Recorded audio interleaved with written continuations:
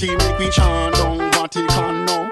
Bang the ling bling chant down Babylon kingdom. Natty make we chant down Vatican now.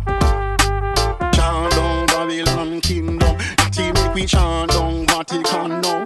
Bang the ling bling chant down Babylon kingdom. Natty make we chant down Vatican now. What up, y'all? It's the Babylon 5 podcast. It's your boy. It's Jermaine Event. How you guys doing? I don't know why I feel like I've been away for a long time, but I know change is gonna come. Like, I don't know why I feel like I've been away for so long when I was just here last week. But I did just get off that bird. Alright? I just got off the fucking bird. And I realized the truth. I'm getting too old for this shit. Ladies and gentlemen, this is episode 185. We're calling this bad boy Die Hard. Because I came to a realization at the arena, at the T-Mobile Arena yesterday. I was like, I'm getting too fucking old for this. I'm traveling out halfway, like to the other side of the country. Damn near, nigga. Yeah. And I don't know, you just sitting in a fucking cramped ass space on a plane. And you just fucking sitting. Cause I like to get there for the prelims. Before I was like, why do niggas just, you buy these tickets, these expensive ass tickets, and then you show up to the event, like, niggas show up to the event at the main card. You missed like 10 fights. You show up at the main card.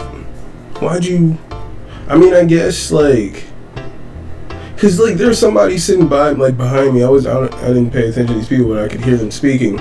And this one woman was asking the guy she was with, she was like, so, cause I went to Vegas, as you guys should know, and during UFC 285, I don't know if a lot of people saw this, they were filming scenes for the upcoming Roadhouse movie with Jake Gyllenhaal and Conor McGregor. So Jake Gyllenhaal is like in the octagon, like they're like fake fighting. He's throwing these knees and all kinds of shit.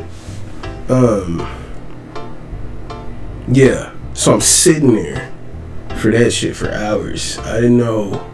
I'm just be sitting in this space for hours. I mean, I did know I was gonna be sitting there. That's how I usually do it. But like, I don't know, man. With that added Jake Gyllenhaal filming, it just irked me. You know what I'm saying? I was like, man, I'm too old for this shit. And then I'm leaving, and it was just like cold. Nigga, it was cold. I was like, man, I want to go home. Like, I don't want to go back to the hotel. I want to go home. Like, I'm getting too old for this shit. So, this is episode 185, Die Hard, ladies and gentlemen. We're going to talk a little bit more about the trip to Vegas, I guess, or I don't know. I'll try to touch on it if it comes to me. I don't do things. People were like, oh, like, you got to tell me all about this trip. And I'm like, dude, I'm going to get there, go to bed. Got there pretty late. I'm going to get there, go to bed, do nothing. Until the show, go to the show, go back to the hotel and go to bed. Like, that's what I'm going to do. No gambling, nigga. I don't be doing that shit. Like, none of that. It's boring. There's not much to tell. But unless you like MMA, my nigga, then there's a lot to talk about. There's a lot to talk about there. So we're going to talk about UFC 285, headlined with 2 title fights. Jon Jones versus Ciryl Gane. Did Jon Jones solidify himself as the GOAT? We will talk about it. Also, Alexa Grasso versus Valentina Shevchenko. I feel like giving it away as I say it in that order. We'll talk about that fight, of course. Talk about maybe some more fights on that card. It was pretty good card. Really good card. And then we're going to finish off, ladies and gentlemen. We'll talk about next week, Merab Dvalishvili taking on Petr Yan in Las Vegas. But I didn't know this before, actually. My Lyft driver from the airport, he was saying, like, he was a big UFC guy, so it was a pretty hype driver. Probably the best driver I've ever had. But homeboy was like, next week's card is at the Virgin Hotel or some shit like that. And I was like, what? It's not at the Apex? He's like, nah, it's like in front of a bigger crowd. And I was like, I've never heard something like that. Like, not recently, because they don't really travel. It's either we're we're gonna fucking do shows at the Apex, like smaller shows at the Apex, in front of like 100 people, or we're gonna do it at the T-Mobile Arena. That's how it seems to be. Or we going to fucking Abu Dhabi. That's how it's been ever since fucking COVID, you know, ever since that thing went down. But this is gonna be in front of a crowd, so that's pretty interesting. It's pretty hype for Yan Merab to be in front of a crowd. So we're gonna talk about that fight, maybe some other fights on that card. We'll see how I feel. There are some interesting fights on that card, and if you want to see some interesting shit, follow your boy on Instagram and Twitter at Babylon5Pod. You guys can email this podcast at Babylon5podcast@gmail.com if you guys would be so kind to hit that like button. Don't be my Negro, be my nigga. Be my nigga. And hit that like button anywhere that you're listening to this podcast. If you guys would like to follow your boy on Twitch, head on over to twitch.tv/Babylon5. If you guys want to cop some merchandise, head on over to teespring.com/store/BOFpod-shop. And lastly, don't just be my nigga. I was going to say Niji. I'm like, I just said niggas. I said don't be my Negro, be my nigga. Which, as you should know, is a reference to the movie 40-Year-Old Virgin. My favorite scene. But don't just be my don't just be my Niji. Be my patron. Head on over to patreon.com/Babylon5Pod and you can be my patron today, ladies and gentlemen. What went down at UFC 285? If we're gonna start somewhere, we could start at the main event. Alright. Where Jon Jones makes his heavyweight debut and defeats Cyril Bongamin. Beats Cyril Gane in the very first round. And fuck, dude. This neck crank is basically like, I don't know, he got the arm under the chin, and then the arm, if you guys should see, look up if you didn't see the fight, I hope you guys did see this fight because it was insane. Just for the 2 minutes that it was, man. This, like, you didn't even know what the fuck happened when that submission. Everybody's like, what just happened? And as you can see, like, I have it here if you guys are watching the YouTube video. Fucking as Jon is walking away, like, with his lips, with his finger on his lips, like, shushing the crowd, you just see the look on Cyril Gane is just like, what the fuck just happened? He's looking over at Jon in disbelief at what the fuck just happened. Jon Jones walked through Cyril Gane, alright? If you guys are long-time listeners for this podcast, my nigga, you know I've been hyping up Cyril Gane for years. I thought he was going to dominate Francis, and he was for the first 2 rounds. Francis had nothing. This guy that's calling himself the heavyweight king, I mean, he was the champion, yes, but Gane has no wrestling. He knew that, he exploited it, and it was successful. He showed that to the world. John finished this man in 2 minutes because of his lack of wrestling. Okay, but as far as stand-up is concerned, Francis had absolutely nothing for Surreal. That fight went all 5 rounds. Alright, people are saying to me they still want to see that Francis fight. What about this fight tells you he wouldn't absolutely dominate another guy who doesn't have the wrestling acumen of Jon Jones, who said he's been wrestling since he's 8? Is that what he said? 8 years old, my nigga? He fucking just manhandled Surreal Gone. Put that grown man strength on him. Surreal looks fucking shocked. He doesn't know what the fuck just happened. And he's just sitting there, like, for a while. Fucking his coach comes in, is like hugging him. He's just sitting on the ground like it's okay. He's telling his coach it's okay. So, dude, Gone looked fucking shook from the get-go. Alright? When they walked up, when they did the face-off, like in the octagon, like right before the fight for the championship, as they do, like Gone walked up and he tried to look Jon Jones in the eyes, but Jon Jones like kind of just like walked up and looked down as he usually does in face-off. So it was weird that Jon Jones looked him in the eyes at the first face-off at the press conference, because he usually doesn't do that. He usually looks down. Usually just looks away. He doesn't look at the fucking fighter. And this time, as they did it, he didn't look at Gone. So then Gone just like copied it and started to look down instead of looking at Jon. And I was like, that's weird. This is me watching the replay.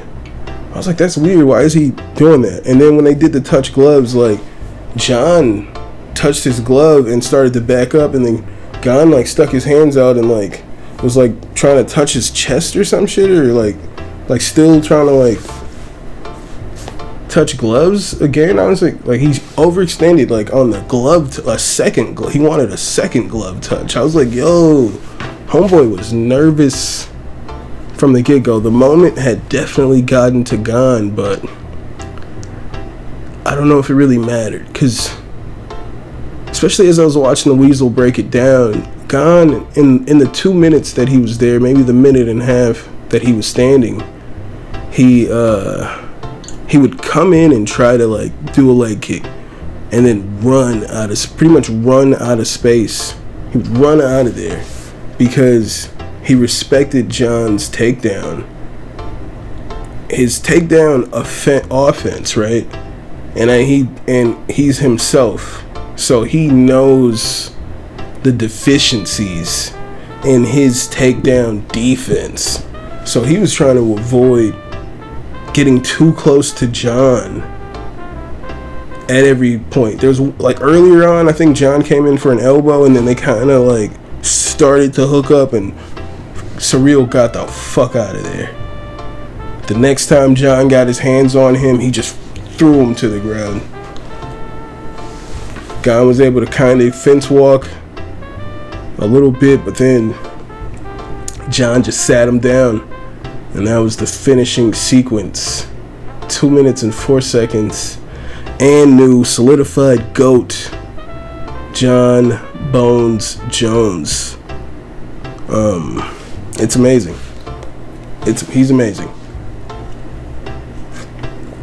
Looks like he's gonna fight Stipe Miocic in July, and I see no reason why he wouldn't walk through fucking Stipe. I see no reason why he wouldn't walk through most of this division. Honestly, I think the only person that might be able to fuck with him, only 2 people, are the Sergeys. I think the Sergeys could give some problems to Jon Jones, but I'm talking about Sergey Pavlovich, Sergey Spivak. The Sergeys are something to watch out for in the heavyweight division. But other than that, I think Jon is pretty solidified. I see him beating most of this division. Most of the division. There's only like a few guys at the top that I even like to watch. You guys know that, man. And Blagoy Ivanov. Outside of that, like these few, like 8 guys and Blagoy, I don't really want to see no heavyweight fights. Y'all were talking about getting away getting rid of the 125 pound division. Get rid of the fucking like most of the fighters gassed out after 1 round. So like, I see John just absolutely dominating this division if he so, for however long he chooses to, with the only exceptions being the Sergeys. Y'all know I was high on Aspinall, but he looked so wild in that fight. Like, that Curtis Blades fight was short, but if you watch that fight, it was like, whoa, what is he's throwing these crazy punches and just coming forward and like getting caught. He didn't look like this ace that I thought he was coming into there. I saw a lot of holes, and I don't know if he would be able to outmuscle John Jones into these positions that he's able to do these like lesser heavyweights. Because I don't think it was going to go that way against Curtis Blades. So I need to see some improvements from Aspinall from what I saw there. But and knew John is the GOAT. It was crazy to be there. His wife or his fiance, they're back together. She was in the octagon. Yeah, he called Francis Ngannou, said he was the heavyweight king. So he tweeted that out like to John, and John responded with he's like all that muscle and a big ass pussy. That's the John Jones quote response to Francis calling himself the heavyweight king. All that muscle and a big ass pussy. So I was happy to be there. I've never seen John Jones live. I wanted it to be, honestly, I was always a big Gon fan. I didn't know the holes were there in the grappling and the wrestling. I didn't know the holes were there. Because he would dominate people so much on the stand-up, you didn't really have a choice to get there. It never really happened. But when it got there with Francis, unfortunately, we saw the problems, and it's sad. I wanted a chess match in there. I wanted it to be some rounds at least. Not just 2 minutes. Like, I wanted it to be some rounds. But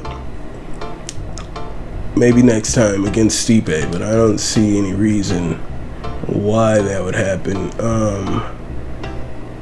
In the co-main event, we had a second championship on the line, which was Valentina Shevchenko defending her belt against Alexa Grasso unsuccessfully, as we have and new UFC champion Alexa Grasso. She becomes the first female Mexican champion. And I think most importantly, as far as this podcast is concerned, I named Alexa Grasso the 2022 Fighter of the Year. I said everything she did in this year really showed me that she's like ready. Like she's on her way, is what I was saying. I was really impressed with what I saw from Grasso last year. So it did not shock me that she won this fight. She shocked the world. But she did not shock the Babylon 5 podcast, because I was giving her props. I was acknowledging how great she looked last year. All right, her boxing, her grappling looked a lot better. All right, that was a hole for her back in the day, and she looked great. She was my Fighter of the Year 2022. So it does not shock me that she's able to defeat the GOAT, Valentina Shevchenko, man. People were saying nonsense, honestly. I've seen people say that Valentina was dominating the fight up until that submission. That's not what was happening. See, this is the way that Valentina fights, and it usually works out for her until this fight happened. She doesn't move, man. And it was very annoying in this fight. Right away, I was like, dude, she's got to move. Because fucking Grasso would just come in with these combinations. And that's what Valentina does in her fights. She just walks into like a certain distance, just slightly out of range, so that you have to come forward. She doesn't move. If you take 2 steps back, she takes 2 steps forward and not another step. And she lets you come forward so she can counter. She just stands there. Alright? I wish she'd fucking move and initiate some shit. But that's just not what she does. And it really bit her in the ass in this one. She was getting lit up in the boxing from Alexa Grasso. Oh shit, then that's what that was. There was a picture I had of her like boxing up Valentina, and there's a picture that just like wouldn't work before, and I was like, whatever, I'm sure I don't need whatever picture that was. Now I'm thinking that's her like fucking just piecing Valentina up. Valentina's in denial to think that she was in control of that fight until that submission. Alright, Grasso, I feel like Grasso was firmly, I say that there was a point in the fight where Valentina got Grasso in the crucifix. And now that was a pretty bad moment, but because Grasso was working out of it so well, Valentina wasn't able to do much damage in the crucifix. Usually that's a fight-ending position for Valentina, but Grasso worked that position. She knew how to get out of there. So this whole concept that Shevchenko was winning the fight, was dominating the fight, it's not the case. Grasso went in there and beat that ass, alright? Shout out to Alexa Grasso, the first female Mexican champion in the UFC. She looked amazing out there. She's the Babylon 5 Podcast 2022 Fighter of the Year. I called it, my nigga. I called it. I saw it coming. I told you niggas Charles was gonna be champion before it happened. And I told you niggas Grasso was on her way. Okay? But I'm just some guy. I'm some guy in a room talking to himself, alright? That's all it is. Shout out to Alexa Grasso, man. This was a good ass card. This is a really good ass card. We had Shavkat Rakhmonov in Fight of the Night versus Jeff Neal, which I think some people, like at the time, it was like kind of back and forth. I mean, I felt like Shavkat was touching this boy up. Alright, touching this boy up like a Catholic priest. But then Jeff Neal would land something. He would land something heavy. His hands of steel, Jeff Neal. He would land a heavy punch. I think in the second round he landed like a 3-strike combination on like just 3 good punches on Shavkat. And Shavkat like backed up and said something to him, and like Jeff Neal like was like, yeah. And they were like smiling at it. I was like, dude, hell yeah, this is a badass fight. Like they were fucking trading, but Shavkat was 1000% getting the best of Neal. And by the third round, he pretty much like broke this man and gets this standing like, I don't even know, like bulldog choke. That's possibly like a bulldog choke. I like that grip he's got on there. That's a good grip. That's a good grip. Bo Nickel, I just wanted to touch on Bo Nickel, man. His head and arm triangle choke fucking just pissed me the fuck off. I'm at the arena screaming, get off to the side! Get off to the side! He doesn't even know how to fucking do the submission. You could have finished that so much sooner, but he doesn't know how to do it. I'm babbling here. Let's go back to Shavkat. Shavkat Rakhmonov chokes out Jeff Neal in the third round in Fight of the Night. It was a great fucking fight, ladies and gentlemen. And then this man calls out Colby Covington. And I tweeted out, nigga, I said, Kobe ain't fighting this dude. You know what I'm saying? Kobe ain't fighting this monster. But apparently, Dana White said he does like the idea of this fight, and that they've offered Colby like 3 fights, and he accepted all 3, but then they just ended up not working out. So it's saying that he accepted fights, and then on the other side, it didn't end up working out. So there's people saying, oh, Colby's scared to fight. He's scared to fight. Dana just said Colby's accepted 3 fights already, but they just have not worked out. So don't be coming at my boy. Alright? Don't be coming at my boy Colby Covington. And if Shavkat wants to lose that O, I'm sure my boy Colby Covington would happily oblige you. Alright? I'm sure my boy would happily oblige you. You know, let's run down this card a little bit. I should have put the... Oh, do I have the card? Oh, yeah, I do have the card loaded up here. I kept it there from last week. Hell yeah. Hell yeah, Jermaine. You're doing something right for once. Can I make this any bigger? Oh, yeah, I can make it a little bigger. There we go. So we got, Mateusz Gamrot, Jalen Turner, my nigga. I 1000% feel like Jalen Turner won that fight. I feel like this is my opinion. I think from, not even based off of what the little bit I think I know about the rule book, but knockdowns are worth way more. Maybe like 100 times more than a fucking takedown. Especially if Jalen Turner is not taking much damage from the takedowns. He's not beating up Jalen Turner in all of those takedowns. So Jalen Turner is getting up.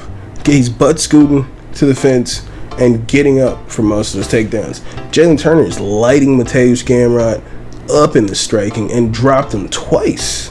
Dropped him, I believe, in the second and the third.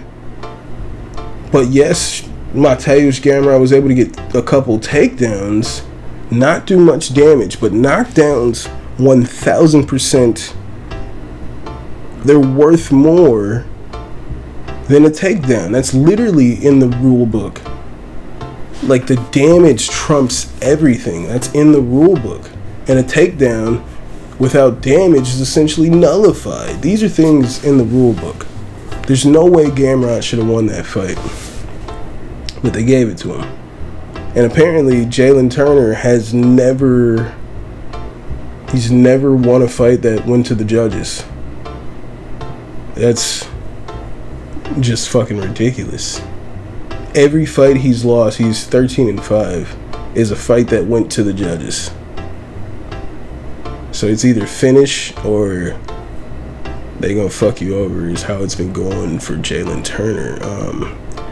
Then you got Bo Nickel, Jamie Pickett, and Bo Nickel, I say he definitely needs Jamie Pickett in the fucking balls, because Pickett was perfectly defending the takedown.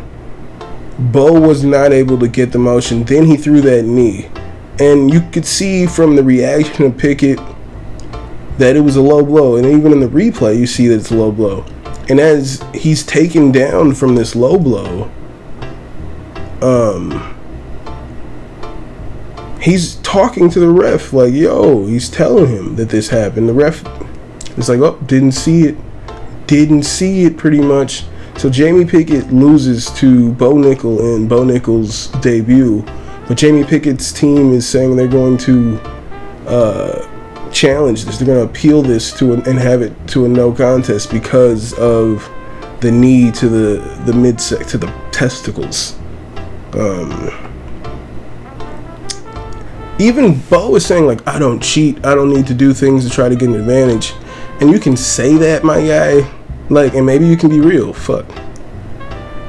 I'm like moving my... Like, maybe it's real, alright? He can say that shit. Damn, I'm fucking up. He can say that shit. Maybe he actually believes it, but that doesn't mean, like, even if he had no ill intent with that knee, that it didn't land illegally. it still could land illegally without the intent, and I believe that's what happened. And the ref didn't stop it, so why should both stop? If the ref didn't tell him, hey, stop, no, that was illegal, like, legal knee, then you keep fighting. That's just how this goes.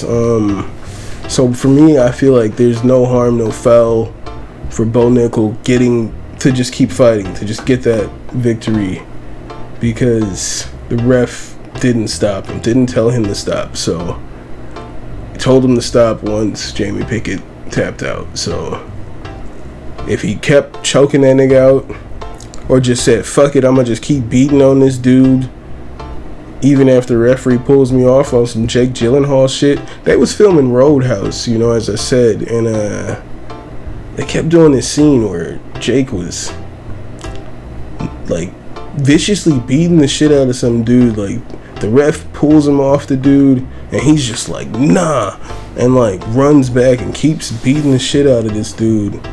They have to bring in an oxygen tank, all kinds of shit. I was like, nigga, I've never seen anything like that. Like, ever. What is going on? Like, that's the most dramatic scene ever that they're filming. Never seen some shit happen like that in real life.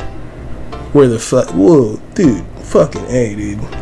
I've seen fighters who put on leg locks and kept them on even after the person submitted and really fucked people up.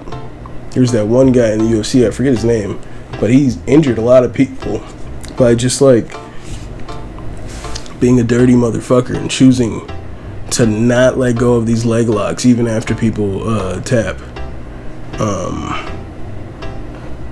So when I'm watching this movie and this guy is just like, nope, the dude's knocked out, not moving, and I'm just gonna keep punching his fucking face in even after the ref stops, that's fucking dirty shit. Is Jake Gyllenhaal the bad guy in this movie? Is he the bad guy in this movie? Is Connor the good guy? I can't tell. Because that scene is fucking dirty. I don't know how you spin that as that dude's the good guy when I'm looking at that scene. Now I'm interested. Because, dude, I don't know if you guys know what Roadhouse is. And I was just even more confused as I'm there at UFC 285 and they're filming this movie. And it's like they're doing like a fake UFC championship fight. They had a fake face-off at the ceremonial weigh-ins, and they had a fake ceremonial weigh-in, and I don't know. It's fucking weird. Because the original Roadhouse, the premise sounded fucking terrible. Where, it was like some nigga with a PhD, like, I don't know, this nigga with a doctorate can't find work as a doctor and ends up being a bouncer at some fucking bar that's real rowdy, and then it's just up to him to fucking turn this bar around and make it profitable for the owner. I was like, that sounds like a terrible movie. That makes no sense at all. So then I was like, Connor's remaking that shit? Oh, it was like, I think like some girl and some rich dude were also involved in this whole fucking, like, added into that whole bar, I'm saving this bar situation, which would be where I figured Connor comes in. But if they're doing fucking Jake Gyllenhaal as a UFC fighter, literally not like some fake company, the UFC, you got, as we're there, they're doing the scenes with the actual referees, Cutman, like everybody, Bruce Buffer. I was like, what is this movie? What is this movie? It's not the original Roadhouse that came out years before there was ever a UFC. There was no. I didn't think niggas was fighting in the UFC to save this bar. I'll try to find the movie and and let you know, like, no, nigga, they low key was fighting for some company called the UFC, nigga. I was like, what the fuck? I went and watched the first Roadhouse, nigga. They was putting on bar fights for a fake company called the UFC. It's crazy. UFC 22. And now and that's why they're doing UFC 222. That's not going to be the case. Anywho, I was annoyed. My back hurt watching. Just being there. I'm getting too old for this shit. Then you had Cody Garbrandt. People were booing him. They were saying the fight was boring. He was doing like breakdance shit. Like right away when he first started doing the breakdance shit, it's like, okay, Cody, this is the Cody we wanted, like old Cody. But then like it was like, all right, Cody, let's see a little bit of action. And I didn't agree with the booing. All right, I didn't agree with the booing. I did not want to see Cody get knocked out. He's been knocked out in like 4 of his last fights, like knocked out unconscious. And I did not want to see it happen live. I was thankful that I got to see Cody get a W there, man. Everybody was cheering for Cody early on. And then by the second round, by the end of the first round, they're booing. And they just kept booing and booing. And it's like, dude, you guys need to shut the fuck up. Congrats to Cody. I felt like Dricus Duplessis versus Derek Brunson should have got like Duplessis should have got performance of the night bonus or some shit. Like, they said they didn't give him anything, probably because he was saying, like, yo, I've been getting performance. He said he gets bonuses every time he fights, and y'all put me on the prelims. Like, he said that before, like, this week. And then he has a great fight where it's like Derek Brunson was pretty much dominating with the wrestling in the first round, and he had to come back in the second round and got the finish. It was a very dramatic fight, and he doesn't even get performed. He gets no recognition from Dana White. I don't know if he was like, don't ask me a fucking question about that nigga Duplessis. That white nigga. That fucking white nigga out of South Africa. These niggas, yeah. Talking about, they keep putting that colonizer ass shit about, oh, we need to bring the UFC to South Africa. And not the rest of Africa. Like, see, this is my issue. Niggas might be like, oh, wow, he just wants to bring it to South Africa. Yeah, but that's not what niggas said. He was like, nah, if we're going to bring the UFC to Africa, it only makes sense to bring it to South Africa. He didn't say, let's bring it to multiple places in Africa. He said not any of those other places, and doesn't make sense to go to those other places in Africa. Only makes sense to come to South Africa. Nigga, why? Duplessis. Why are you against them going to other places in Africa? Why can't they go to these other places in Africa? Like, he's been campaigning against, not just campaigning that they go to the UFC. He keeps saying that it doesn't make any sense for them to go to those places. Like, maybe that's not what he means. I don't feel like he needs to compete. Why do you have to try to shit on the blacker side of Africa to campaign for fights in Africa, my nigga? That's the part that I don't understand. Just campaign to have fights in Johannesburg, nigga. You ain't gotta try to shit on. You ain't gotta try to shit on the rest of Africa, but yeah, that nigga said he wants to fight. I think he's calling out basically. He said he doesn't want to fight Paulo. Said he wants a #1 contender fight. And I know a guy. All right, I know a guy at middleweight who was just booked, or he thought he was booked to fight Paulo Costa, and then that fizzled out. And my boy over there, he's looking for a fight. I'd love to see Robert Whittaker versus Dricus Duplessis next. I don't know if he called that boy out, but I'd love to see it. Yeah, I don't want to talk about it anymore. So, nah, there's some good fights. Shout out to Hebas, got the victory over Rujao. I think Rujao just didn't look as good as she always did. She's 36, maybe that's a factor into it. I felt like she should have been a lot better than Hebas on the feet and she ended up getting dropped on the feet by Hebos' sloppy ass fucking striking. I didn't see that coming. But it happened, unfortunately, ladies and gentlemen. So shout out to Hebos. Julian Marquez loses to Marc-Andre Barriault by attempted murder. I believe it was Mark Smith was the referee, and I'm screaming like, what does he have to do? Stop the fight. He's just unanswered uppercut. It was like Joe Rogan after the fight, he was like, were you wondering what you had to do there? Because it was a minute and a half of what did he say? Of undefended uppercuts. A minute and a half. He's got this dude just up against the fence trying to cover up, and dude is just beating the shit out of him for a minute and a half before the ref finally stepped. I was screaming like, what the fuck is going on? What does he have to do? Like, fuck. Dude was getting... Julian Marquez got fucking almost murdered in there. Alright. They almost killed that man.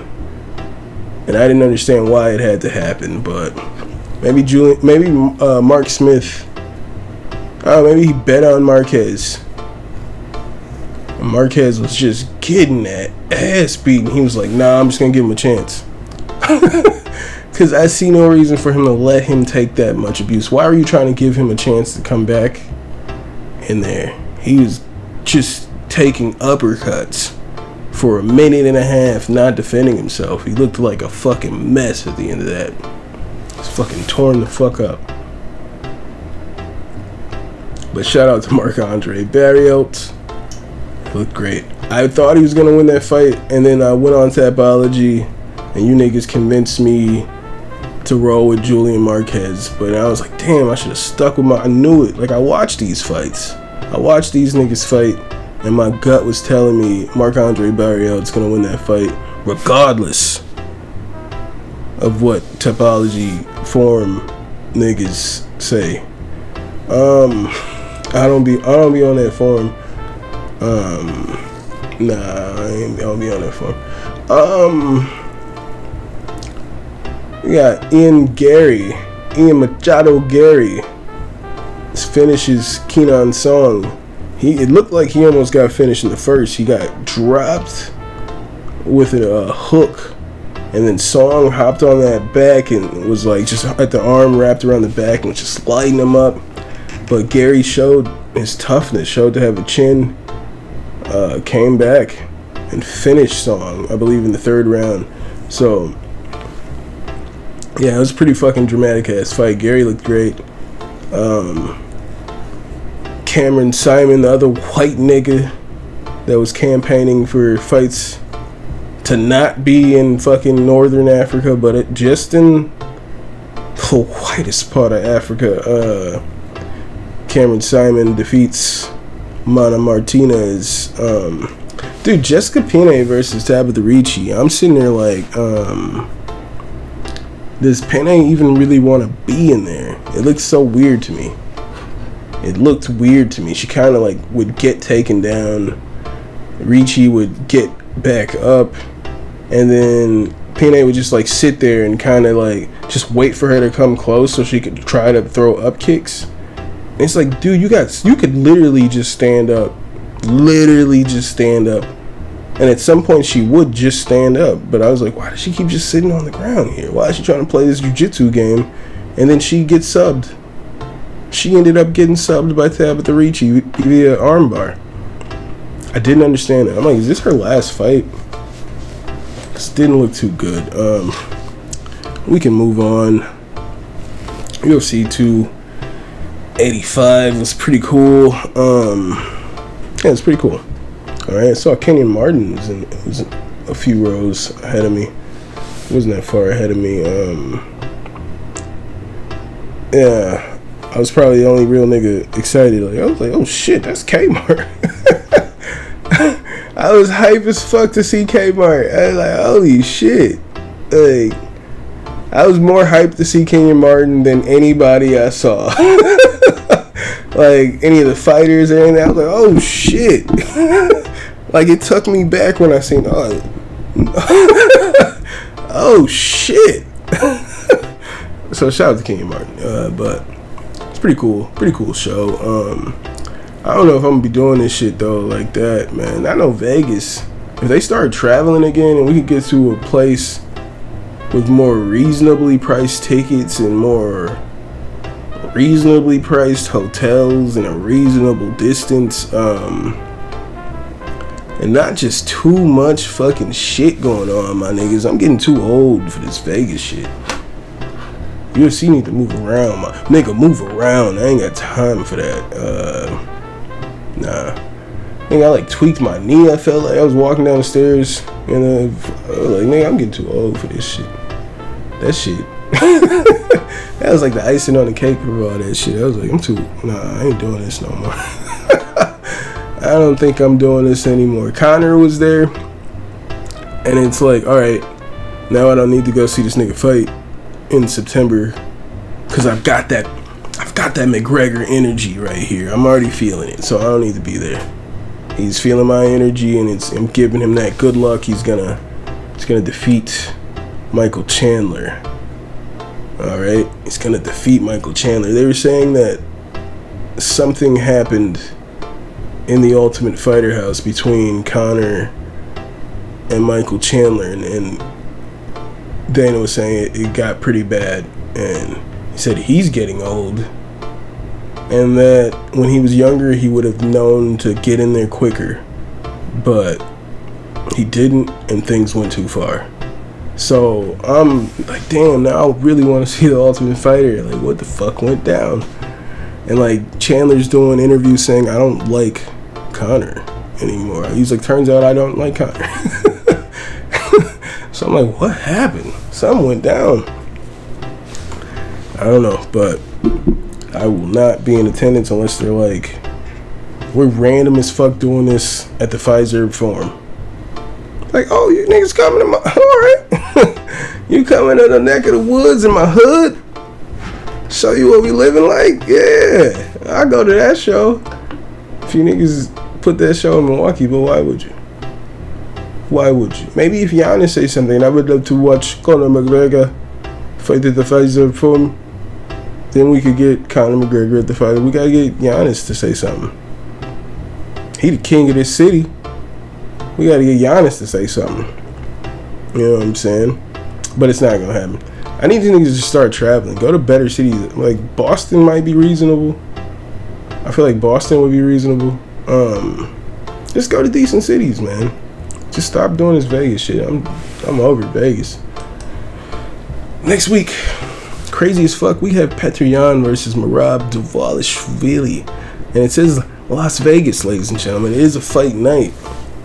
But as I believe I said it, the Lyft driver told me this fight was taking place in the Virgin Hotel Theater or whatever, and it's 100% true. This fight is happening in front of a larger crowd, not like the T-Mobile Arena, but it's gonna happen in front of a larger crowd, so I'm happy for that.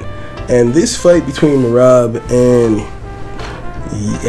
Petr Yan is very interesting to me because, you know, their games are obviously two polar opposites.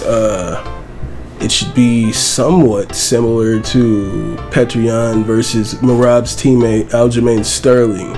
But the only difference is I don't believe Merab's stand-up is on par with Aljamain Sterling. I don't believe that at all. What you're going to get from Merab is relentless takedown, relentless chain wrestling. Alright?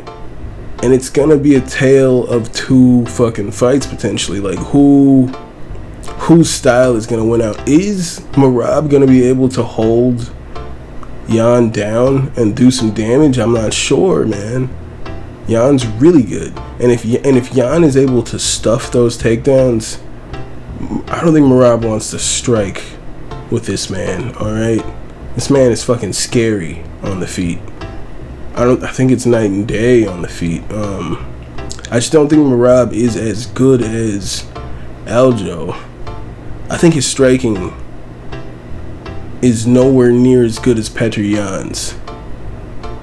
But I don't think the wrestling of Yan is clearly not anywhere near Merab's, man. This is a very interesting fight. I'm not sure who to go with. I'm not sure who wins this fight just yet. Petr Yan 16-4, Merab 15-4, man. Got the same amount of experience as far as MMA is concerned, or professional MMA is concerned. But they've used their time very differently, as we can see in the styles. This is an interesting fight. I don't know who takes this fight. I don't know. It's a pretty interesting fight. Also on this card is Nikita Krylov versus Ryan Spann. The rebooking of that fight is happening. You have Alexander Volkov versus Alexander Romanov taking place on this card. There's some good fights on this card. As you guys know, I'm definitely going to be watching. There's this guy with this name I'm looking. Lukas Brzeski. But the L has like some line through it. I was like, is there something on my screen? But as I'm scrolling, it's staying there. Where is he from? Oh, he's out of Poland. He's Polish. Interesting. And this is not his UFC debut. He was in the Contender Series. Why was it a no contest? How is he? I'm confused. It was originally a win, but the fight was changed after he tested positive for clomiphene.